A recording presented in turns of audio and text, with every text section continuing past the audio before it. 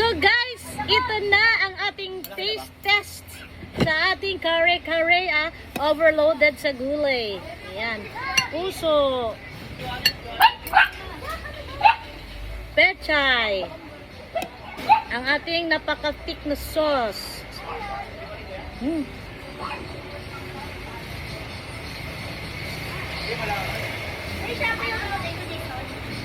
May nanghingi ng mangga. Bahala sila kumuha. Tapos ang ating puso uli. Ay, wala akong nakuhang ano. Wala akong nakuhang talong. So, sitaw na lang. Ayan, sitaw.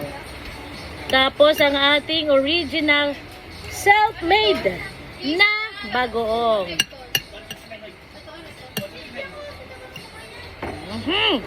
Taste test reveal.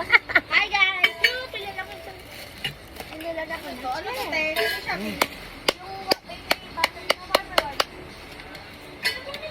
Perfecto. Sarap. Hindi ko lang pepa kasi Sarap. kaya ko lang tubig yan. Huwag mo rin ako yan. Pechay uli. Tatagmin niya ako ng kusap niya nilalagay. Kuha tayo ng laman. Hoy bata, Oyabab. ako maglalagay na coke sa'yo. Yan, baboy. Kuha ka na. Uy, checkers na dito na! Bagoong. Ano? Alam mo kainin? Ha? Di ba niya lang kainin yan?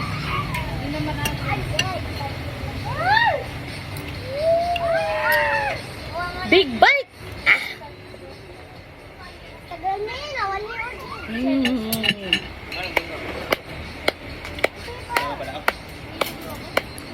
Alam na mo tayo pepa. Tara! Huwag na chicken. Ang sarap talaga. Sa lutong bahay. Sarap na sarap siya sa bagoong. Oh!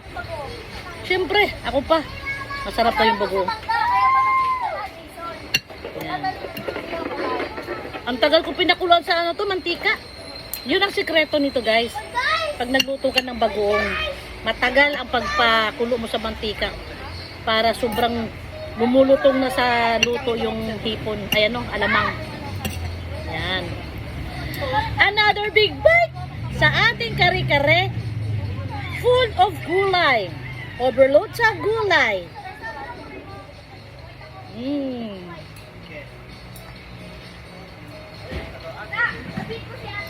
Sarap.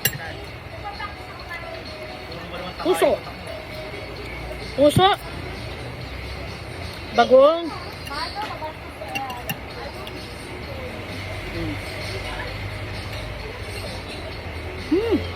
Sarap.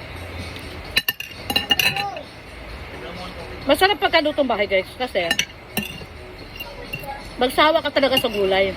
Di ba pag sa restaurant or i-order mo lang, bitin. Kasi bilang na bilang ang gulay dahil syempre paano nga naman sila tutubo pag hindi na sukatin, no? Tsaka ngayon mahal kasi ang gulay. Kaya pag ganito, pagka kumakain kami sa mga restaurant, lalo na pag Filipino restaurant, hindi talaga ako order nito kasi nakakabitin, mahal pa. Sabi ko luto na lang tayo sa bahay. Oo, sinabi ko ni Tita Gina. Ha? Mahal sa restaurant yan. Mahal, ilang piraso lang. Diba? Sa labas, ilang... Nako!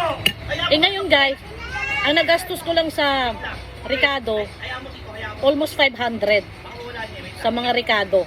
Diba? Pero tignan nyo kung gaano kadami ang naluto ko, isang malaking kawali. So pang lunch na namin yan, pang dinner pa namin. So kung hatiin mo yung 600 na Ricardo lang ha, pinag-usapan natin, 300 lang.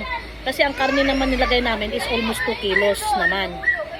Kaya, kung sa labas, kakain kami, 400, 500 ang serving ng kare-kare, good for 2 to 3 person lang.